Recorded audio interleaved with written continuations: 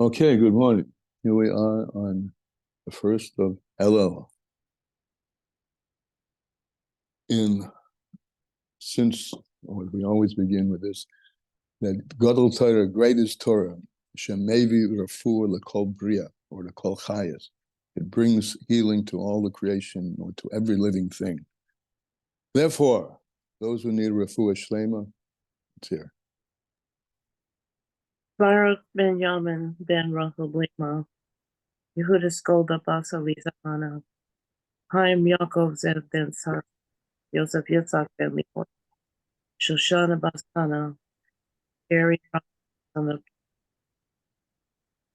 Refuah Shlema B'Korah. Amen. Amen. Starfega Bas Kaya Rachel. We got it, but you're not coming in so clear, you should know. Oh, it could be Oh, my headphones. Thank you. Whatever they're called. there Okay. you go. Thank you. Refuah Shlema B'Korah. Rabbi Yitzhak Feivish ben Braina Malka. So have a Refuah Shlema. Amen.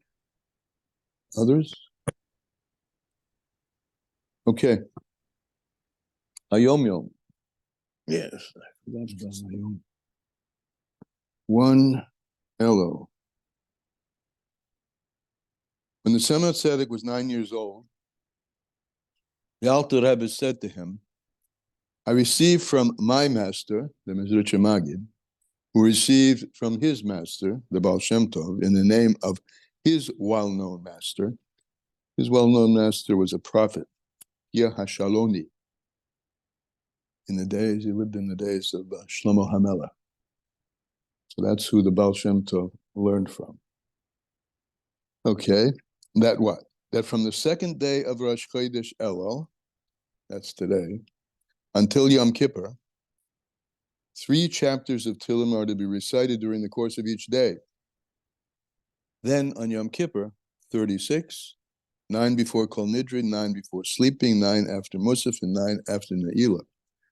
Whoever did not start on the second day of Rosh Chodesh is to start with the Tehillim of the particular day on which he realizes his omission and complete the missing Tehillim later. So you start wherever you've remembered and then go back and mashlim, fill up what you missed. Okay, great whole month. Great king is in the field. Great time for accessing all the connections we want to make with God. Lessons in Tanya, which today's begins on page 171. In Chayenu, it's on page 77. And in the Likutei Amorim, it's on page on page Kuf Tes Vov. Yeah, Aleph. Yehine. Okay, what did the Alter Rebbe tell us last? He said that, he told us, reminded us, that the Eibishter, God himself, is Ein Sof, is limited. And as a result of which, if you just take that, and that alone, it's impossible for him to relate to us because we're limited. So what does he do? He makes a tzimtzum. So the unrestrained midah of chesed is his effulgence, his effusion. And then that was something he told us yesterday that we had an experience of, that actual infinity that we can't contain at Har Sinai. All of our souls were there, and we have that as part of our spiritual inheritance, that level of experience of Hashem, which is an out-of-body experience. In fact, he told us yesterday that's what happened. He reminded us yesterday that's what happened at Mount Sinai, that our souls flew out of the body. That experience is embedded within us. It's lamayla matan b'das. It's beyond our rational and native capabilities. It goes much higher than that, much deeper than that, into the godliness that has no limit. We have that within us. Nevertheless, we are limited creatures, and in order to give us a operating manual which works for limited creatures, he had to limit that light. And that's where we're starting. Top of page Kuf Tesvav. V'hine, l'fi shehamitzvahs nitan lonu. Since the mitzvahs are given to us, right, limited creatures in space and time, we all occupy a space and we exist for a period of time. So the mitzvahs were given to us, ayidei hislabshus b'midas gevura. The infinity of Hashem became enclosed, or he enclosed it better, in the attribute of gevura, which is the opposite of chesed. Chesed expansion, gevura contraction. But tzimtzum, as he says, contractedness. The contractedness of the ha'ora. The ray of the Ein Sof becomes contracted. And that's why most mitzvahs have a particular measure and contraction and limit associated with them. For instance, the length of the tzitzis has to be 12 thumbs lengths. And tefillin have to be square, 2 fingers by 2 fingers. Umerubas, and they have to be merubas afkin, they have to be square, not some other shape. The halulav dalet tvachim, the minimum lulav is 4 tvachim. A tefach is a fist press, so 4 fist press is the minimum length of a lulav. V'hasucha zayin tvachim, and the sukkah is interesting. Not many people know that the minimum sukkah is only 7 fist breaths, which Derech Haga, by the way, enabled our forefathers and mothers who were escaping and hiding from all persecutors throughout history, enabled them to makayim the mitzvah of sukkah by digging a small hole in the ground and covering it with organic material up above. It became a hiding place and a kosher sukkah. It was very small. The shofar, and the shofar, reminding us, by the way, that today we begin blowing the shofar and holidays up to Erev Rosh Hashanah. And the shofar is a tefach, is a fist breadth also. The hamikvah, mem saw, the mikvah is 40 saw, which is a measure. So all of them are in measure, and very specific measures. V'chein b'korbanos, likewise the korbanos, yesh lahem shir metzumtzum. Each of the korbanos have a shir, which is a measure which is contracted in both in terms of zman, time, when it should be brought, or the age of the korban, the little lamb has to be 1 year old. The elim b'nei shtayim, and then you have goats, etc., which are brought when they're 2 years old, or podim and cows of a different age, all different. So we have not only measurement in circumspect place, but also in time. Similarly, with the deed of tzedakah, and the acts of kindness that one does with one's money, even though tzedakah is amongst the pillars on which the whole world stands, but it conceive, as is written, oilam chesed yabana, that the world stands on God's kindness, and chesed is God's kindness He gives to us. Nevertheless, there is a particular amount that the halakha tells us to give towards tzedakah, 1/10, or mitzvah min hamuvcha, if you want to do better than that, 1/5. Mitzvah min hamuvcha, as he says, 1/5 from, if you want to do it in the choicest way. But ma'aseh l'mida benini, in 1/10 in the average. And nikra chesed oilam, and this is called chesed oilam. Chesed, it's a kindness, but it's a kindness that fits the limitedness in time and place of the world. Chesed oilam. Chesed keil kol hayoim. We have a pasuk. The kindness of God is kol hayoim. Hayoim is time. So the infinite, I think we've spoken about this before, at least in passing, the infinity, when we speak about the infinity, the Ein Sof of God, that's both in place, there's no limit to Him in place, and there's no limit to Him in time. And Chesed Keil is a name of God which implies it's associated with Elokim, which is Tzimtzum. And therefore, its kindness is dispensed according to and in proportion to the particular time. We have the seasons, right? We have Tishrei has its particular characteristic. Nisan, Pesach, has its particular characteristic, etc. So Chesed Keil Kol Hayoim is invested in time. That's the way that he enclosed himself in the worlds, the upper and lower worlds. Now here comes a new point. Having established that this Chesed of Hashem comes down through Tzimtzumim, which are Gevuras, what draws it down, this is a new point, is Isuru Lasata, our avoida down here below. I mean, this is the basis of explaining how we finite creatures can influence the infinite, because the infinite itself has, for lack of a better word, packaged itself in finitude so that it can relate to us, and on the opposite, so that finitude, limited, us, space, and limited time, can relate to him and draw him down below. So drawing him through an arousal from below, it's he mitzvahs tzedakah, which is generally, as we've spoken over and over again, the mitzvah of tzedakah, to give to one who has nothing, right? So that's what Hashem does. We are a nothing, especially so-called before creation. Then we become a something, finite, and he gives something to us. And we draw down that from our finitude, we draw down his infinite through the mitzvah of tzedakah v'chesed she'osim b'nei adam zeh mizeh, which people do with each other. Because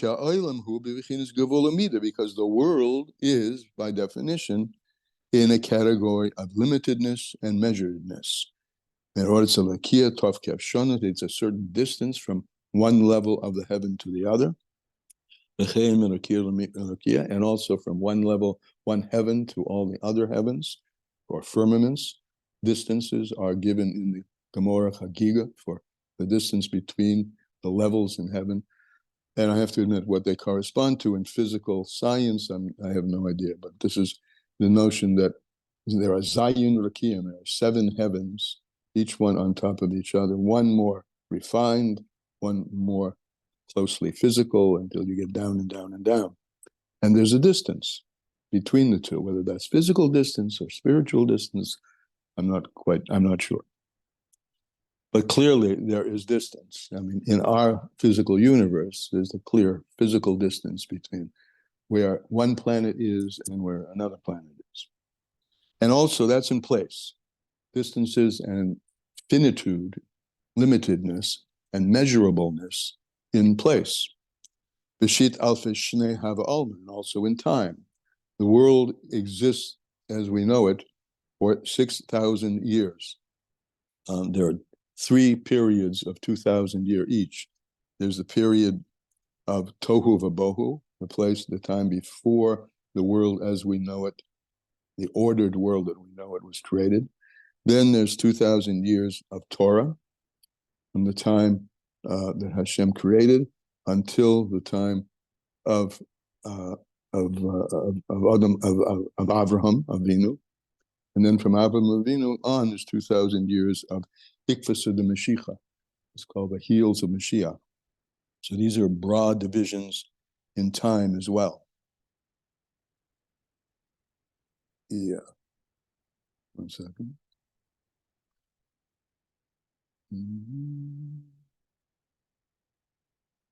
Yeah. Lochen, nitin shiromida gamkein lemitzvah tzedakah. Therefore, there is given, because everything that exists in the worlds below the Ein Sof, below the infinite, and in the worlds of finitude, which start in the Tzilus, everything is given in measure. Therefore, kol mitzvahs tzedakah v'chesed sheb'Torah, likewise, all the mitzvahs of tzedakah and kindness in the Torah, kamoy l'shar mitzvahs of Torah, are also given in midah, measurement. Achaynu dafke, now a third point, right? Point number 1, everything exists in midah, in measuredness. And point number 2, we who are very measured creatures, right, in time and place, we have been given this access to the infinite through our finite performance of mitzvahs. And now a third point. This is, we say, every mitzvah has a particular measure to it, for instance, like tzedakah, a tenth or a fifth. This is dafka l'shemen hatoyder, one who is straight, occupying himself or herself with Torah, le'sor mimenu minu smoil, and hasn't strayed from it either to the right or to the left. Afila kamali nima, even to the hair's breadth. But one who has strayed, even a hair's breadth, a little bit from the perfect alignment with Hashem's will. And how many people do we know who have that perfect alignment? So one who strayed even a little bit, since that person has strayed from the path, so to speak, the derech, the path, to cause a negativity, a worsening, a harm, a blemish, we've talked about it in other places, in the realms of holy and supernal holiness. So that's a lessening or worsening, really, of the path, of the straight path. So that affects the kind of hamshacha, the kind of drawing down from Hashem that's going to happen, whether it's going to be 100% kedusha, aligned with Hashem's will, or not. And that will have to do with the quality of what you're able to draw down, to the extent to which you're aligned with kedusha perfectly or imperfectly or off the derech. Will have to do with what you're drawing down from God's category of godliness, and what you're drawing down from literally the light of which radiates from the Ein Sof Baruch Hu. Whether you are occupied in the Torah according to the way it's supposed to be fulfilled, according to halacha. So if not, so this ma'avis, this strain,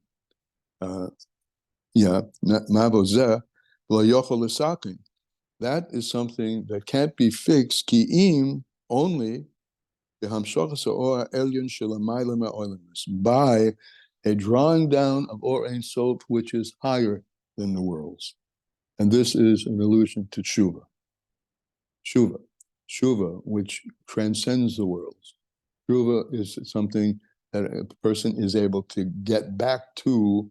Remember, I opened this up by saying we all have that, I'm not going to call it a remnant, that effusion of what happened at Sinai, which was lamayla mitan badas, higher than our ability to contain it, but nevertheless we have that within us, and that's the propellant energy for teshuvah.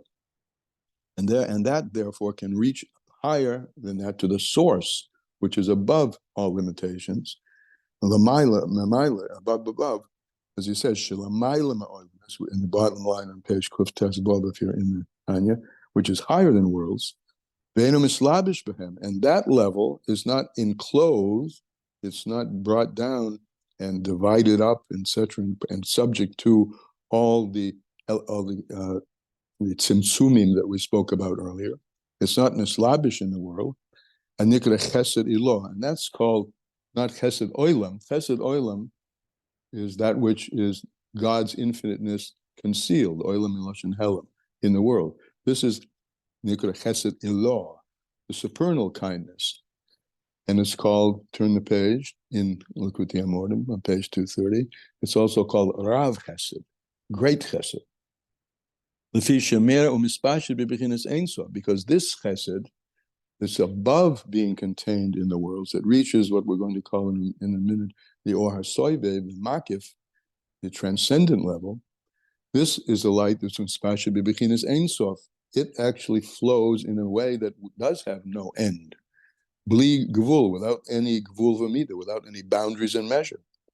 Because it is not contracted toicha oilemis within the worlds.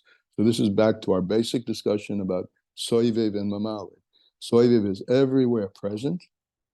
It encompasses everything, penetrates everything, but it's not discernible because it doesn't get enclosed in the worlds in ways that you can say it's here or there, or it's red or blue, or it's large or small. That's all the subject of what we call mamali kolam, fills all worlds. Until we introduce this notion here of Rav Chesed, we're talking about how Hashem mislabish and clothes himself and fills the world with boundaries, gevulim, gevura, with simsum. But this is ene mitzumsum. It's not mitzumsum toika olam, it's within the worlds. Ela bevichinas makif. That's the word. It's makif or soiviv. Soiviv kol omen. It transcends all worlds and yet penetrates in them, but not in a manner that distinguishes one thing from another. That's the attribute of soiviv, is everything is the same from the perspective of two things. One, everything, a clump of dirt or an angel, both have existence and both have chayas. They're alive. Even the dirt is alive, right? Because it's a source of life, actually. The earth has a power of growth within it. And that it's alive and that it exists is a function of everything. The differentiation is a function of the or mamale, or the or which is enclosed in worlds. The Shem, this is the difference, we've spoken about this before, between the Shem Havaya, Yud Haveh, continual existence, past, present, and future, transcending time. Because Haveh, the Yud Haveh, it includes the past, present, the future Shem, that Yud will be, the past tense, the present tense Haveh, and Hoya, which is past. So all three exist together, past, present, and future in the Shem Havaya. So there's no temporality, which is a function of temporality being a function of Elohim, the Kale that we mentioned earlier. This is Bekinas Makif. It encompasses Aleihim, over all of them, Milamayla, from above. Mareish Kol Dargan ad Soif Kol Dargan, from the top of everything to the bottom of everything. It's equally present. And when a person draws down this light with his deeds down here below, and with his arousal from below, then this supernal light, it shines, it radiates, and it spreads through within all the worlds, and it fixes all the distortions that may have been occurring as a result of one's unaligned behavior with Hashem. And it fixes all the negatives, the lessenings, the things that are lacking. It plugs the holes, so to speak. In fact, that mashal is used that when about a knife which you use for shchita, it can't have any nicks, it can't have any holes. The shchita will then be no good. But if you smooth it, if you sharpen it so that it's now all the holes, there are no holes, and it's all smooth, then it's kosher. So that's a mashal that's used for fixing all the holes from a light from above, which is the Ora Soive, which is the process of tshuva. It fixes kol migaroyas. It fixes all the lessenings, shenitnu b'kodesh elyon, which may have been made in the realm of supernal holiness. Umechadesh oiron, and it renews the light. Mechadesh oiron betuvan, it renews the light and the goodness. B'yosis ha'es, with much greater strength. B'yosis oz, and much more power. Bebechinas or chodesh mamach, because this is a new light, a light that hadn't existed before. This is the light that comes from tshuva, and therefore lochen. Therefore, our sages have said, lochen omru, they've said, b'mokim shebal tshuva oimdim, in a place where the Bali Shuva stand, even righteous, the fully righteous can't stand, because this light of Shuva is propelled by a yearning that brings out of the realm of normal Seder Histalshalis into the realm above it and draws down, literally, the infinite into the finite. And that's today's Tanya. Questions, comments?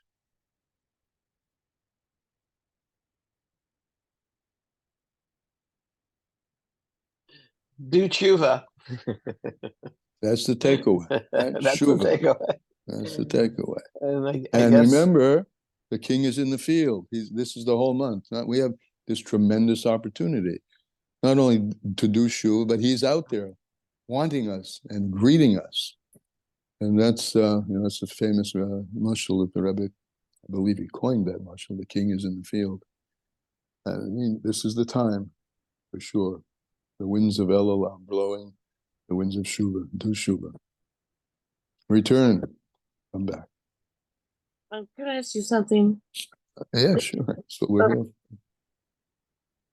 The way this whole part goes from this section goes from one thing to another.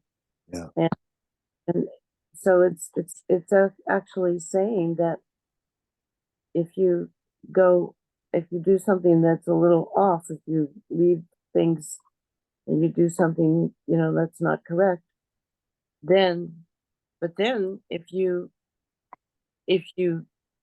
daven and you do deeds, or you somehow Fix it. Fix it, then all of a sudden this supreme light radiates, and gigantic light corrects whatever you did. Yeah. And so that would be an inspiration. Hey, I'm gonna go do something bad. That's a great thought. Why do I say that's a great thought? Because that's covered in the sayings of our sages, exactly what you said. If tshuva is so great, let me do something bad and then I'll do tshuva. The Torah tells you that doesn't work. Oh. But but they tell you that because you might think exactly what you're thinking. Well, look at that. I mean, Beautiful. Light now, huh? Right. No, I was just a regular Joe. No, it's very good. Because the Torah anticipates that's what that thinking leads to, exactly. Power of tshuva, let me do something bad and I'll do tshuva. No, that doesn't work. Because its motivation is really all about yourself, right? I don't know. I'm just saying that, but it doesn't. Thank you. Anybody else?